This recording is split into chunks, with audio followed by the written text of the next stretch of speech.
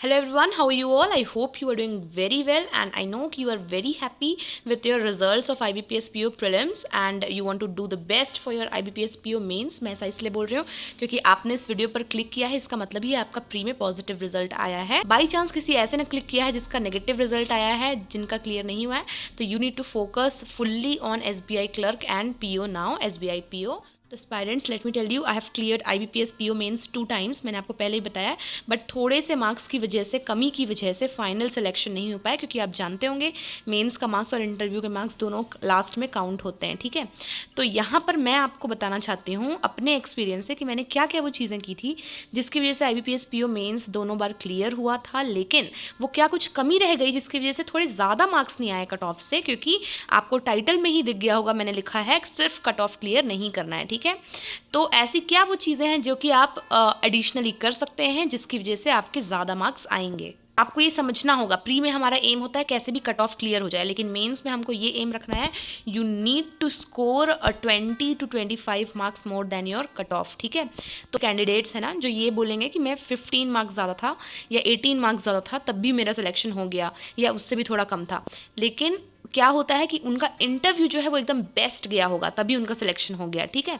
तो अगर आप एक एवरेज इंटरव्यू एक्सपेक्ट कर रहे हैं, क्योंकि सबको कॉन्फिडेंस नहीं होता है इंटरव्यू पार्ट में, तो अगर आप एक एवरेज इंटरव्यू, और सबसे बड़ी बात है ताकि हमको बिल्कुल एक डर ना रहे, ताकि हम बिल्कुल कॉन्फिडेंस महसूस कर सकें इंटरव्यू के समय पर, बिल्कुल हमको एक प्रेशर ना रहे कि मुझे मेंस में तो अच्छा नहीं गया है उतना, लेकिन मुझे इंटरव्यू में बेस्ट देना है, ये एक प्रेशर ना रहे. ठीक है, इसलिए मेंस में ही हम अभी से ज़्यादा स्कोर करने की कोशिश करेंगे, and this video is all about that. So let's now quickly begin the video. Okay, so the first thing here will be you need to attempt mocks. अब मॉक आपको किस तरीके से देना है, ऐसा कुछ लोग बोलते हैं कि मेंस का मॉक आपको बिल्कुल नहीं देना है, आपके प्रैक्टिस से हो जाएगा, नहीं.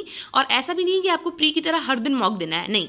आपको क्या करना है, ऑल्टरनेटिव डेज में, या आप कभी कभी 2 दिन छोड़ के भी तीसरे दिन दे सकते हैं, लेकिन आपको करना क्या है कि आपको सारे के सारे क्वेश्चन उसके सॉल्व करने हैं.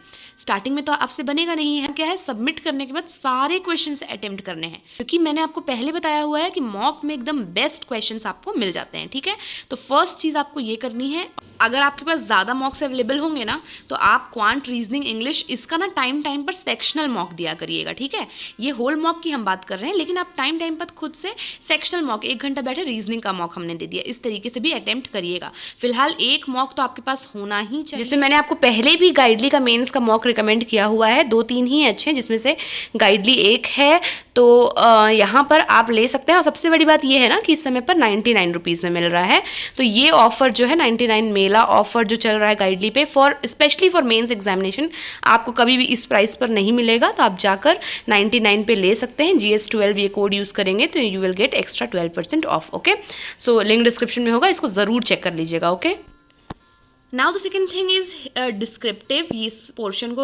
इस पोर्शन को बिल्कुल भी स्किप मत करिएगा, क्योंकि बहुत बार ऐसा होता है ना कि इसमें ही आपका सेक्शनल कट ऑफ क्लियर ना हो. ठीक है, लास्ट टाइम मेरे 18.75 मार्क्स आए थे डिस्क्रिप्टिव पे बेस्ड. मैंने एक अच्छी सी वीडियो भी बनाई हुई है इससे पहले, तो लास्ट वीडियो ही है, उसको जाकर एक बार वॉच कर लीजिएगा. अगर उससे ज़्यादा डिटेल में आपको स्ट्रैटेजी चाहिए उसकी, तो एक बार जाकर वॉच कर लीजिएगा. फिलहाल आपको ये बता रही हूँ कि आपको लैपटॉप या PC पे, या अगर आपके पास नहीं अवेलेबल है तो साइबर कैफ़े में जाकर ऑल्टरनेटिव डेज पे, या हर दिन भी आप कर सकते हैं ना, आपका आधा घंटा ही तो लगेगा. एक सैम्पल ऐसे अपने पास रखिए, एक सैम्पल लेटर का क्वेश्चन. ठीक है, और उसको आप अटेम्प्ट किया करिए, क्योंकि वहाँ पर 30 मिनट्स का टाइम मिलेगा और ये दोनों चीज़ें आपको वहाँ पर अटेम्प्ट करनी रहेंगी. और इस समय पर आप द हिंदू एडिटोरियल से थोड़ा सा टच में रहिए, डेली रीड किया करिए, इससे आपकी इंग्लिश भी इंप्रूव होगी, रीडिंग हैबिट, एंड बाकी सेक्शंस में भी आपको रीडिंग बहुत काम आएगी मेंस में, क्योंकि बहुत ही लेंदी टाइप के क्वेश्चंस दिखेंगे, लेकिन पढ़ने से समझ में आ जाता है. तो इसलिए द हिंदू एडिटोरियल के से रीडिंग हैबिट मत छोड़िएगा अभी, क्योंकि इससे आप रीसेंट टॉपिक से भी जुड़े रहेंगे, और समझ लीजिए उसी से रिलेटेड कुछ ऐसे आ गया तो आपको लिखने में आसानी होगी. ठीक है, और जो भी वर्ड्स आपको नए दिखते हैं उसको ज़रूर देख लीजिएगा, और पहले के पढ़े हुए वोकैबुलरी जो भी आपने मेंटेन की होगी उसको रिवाइज करिए. क्वांट में मैं आपको बोल रही हूँ कि मॉक के क्वेश्चंस, जैसे मैंने आपको बोला कि आप सेक्शनल मॉक दिया करिए, सबमिट करके ही क्वांट के क्वेश्चंस को अटेम्प्ट ज़रूर करिए, क्योंकि वहाँ से आपको ना बेस्ट कंटेंट मिल जाता है. ठीक है, और करियर डिफाइनर चैनल पे अभी रिसेंट में IBPS PO मेंस से रिलेटेड वीडियो जो भी डल रही है, आप सबको इंश्योर करिए कि आप सबको वॉच कर रहे हैं, सारे आप कंप्लीट कर रहे हैं. और उसके अलावा मैं आपको बोल रही हूँ अरिथमेटिक के बारे में, कि एरिथमेटिक बेस्ड ही वहाँ मैक्सिमम DI आएगी। एरिथमेटिक आपने छोड़ दिया, आपका प्री क्लियर हो गया है, ठीक है, यू आर लकी इनफ, लेकिन एरिथमेटिक छोड़ के आप मेंस बिल्कुल क्लियर नहीं कर सकते।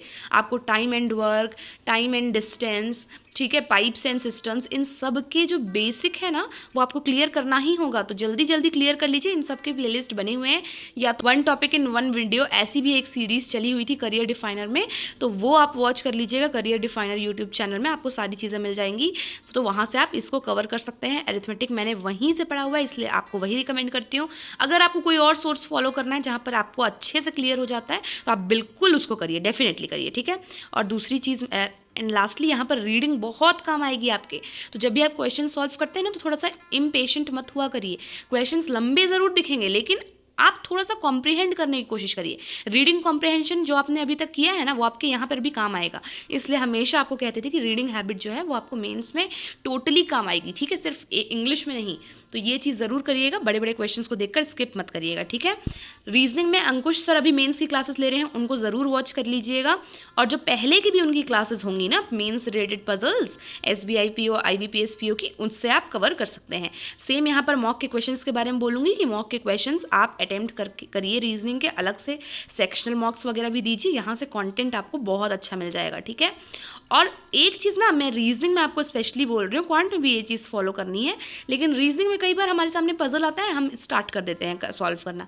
नहीं, आप याद रखिएगा, पजल में कई बार आप फंस जाएंगे। आपने किसी एक पजल को 8 मिनट दे दिए, 9 मिनट दे दिए, फिर भी आप सॉल्व नहीं कर पाए, वेस्ट हो गया। फिर सेकेंड पजल, फिर भी आप सॉल्व नहीं कर पाए, वेस्ट हो गया। ये सब मेरे साथ हो चुका है ऑलरेडी, ठीक है। तो इसलिए मैं आपको बोल रही हूँ कि सबसे पहले मिसलेनियस पार्ट्स जितने होते हैं उसको अटेम्प्ट करिएगा, उसके बाद ही आप पजल्स पे जाइएगा। इसमें एक इंपॉर्टेंट टॉपिक होता है इनपुट आउटपुट, जो कि हम प्री में नहीं पढ़ते हैं उतना, क्योंकि आता भी नहीं है, बट यहाँ पर ज़रूर आएगा, ठीक है। इसलिए इनपुट आउटपुट की प्रैक्टिस कर लीजिएगा मेंस लेवल की। थोड़ा सा एफर्ट लगाना होता है और आपके 4-5 मार्क्स पक्के हो जाते हैं वहाँ से, ठीक है। और सेम यही चीज़ मैं क्रिटिकल रीजनिंग के लिए बोल रही हूँ आपको कि क्रिटिकल रीजनिंग के क्वेश्चंस आप अभी से प्रैक्टिस करना स्टार्ट कर दीजिए, क्योंकि वहाँ पर वो ऐसे टॉपिक्स होंगे जो आप पजल्स में आप मार्क्स अटेंड नहीं कर पाएंगे, लेकिन कुछ ऐसे सेवियर टॉपिक्स हैं ये क्रिटिकल रीजनिंग इनपुट आउटपुट की आपको मार्क्स दिला देंगे। मेरिट शाइन से मैंने लास्ट ईयर पढ़ा हुआ था, और लास्ट ईयर मैंने स्मार्ट कीड़ा से पढ़ा हुआ था। दोनों ही जगह पे बहुत अच्छे से क्रिटिकल रीजनिंग को समझाया गया है, तो आप वहाँ से इसको कवर कर सकते हैं, ठीक है।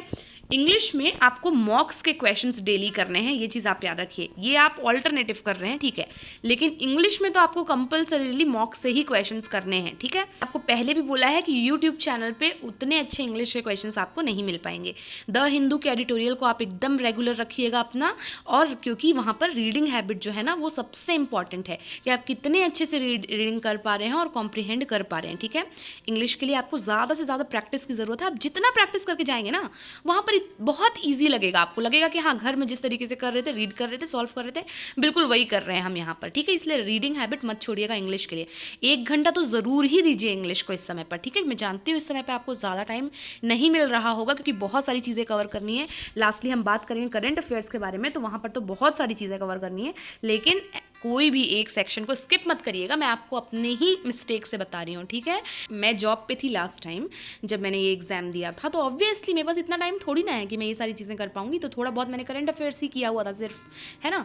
तो कैसे भी मेंस एग्जाम निकल गया, लेकिन मार्क्स ज़्यादा नहीं आ पाए थे। आपको मार्क्स ज़्यादा लाने हैं, ठीक है। करंट अफेयर्स आपको जून, जुलाई, अगस्त और सितंबर, अक्टूबर, नवंबर, थोड़ा मैंने इधर उधर लिख दिया है, तो ये आपको करना है। रीसेंट के 3 मंथ्स को ना आप अफेयर्स क्लाउड से करिएगा, ठीक है। अभी भी सब्सक्रिप्शन नहीं लिया होगा तो जाकर ले लीजिएगा, हर बार यही बोलती हूँ, लिंक डिस्क्रिप्शन में होगा। अभी मैंने एक कम्युनिटी पोस्ट भी डाली हुई थी, 2-3 दिन से डाल रही हूँ कि 1 से 11 नवंबर तक ये ऑफर आपके लिए चल रहा है।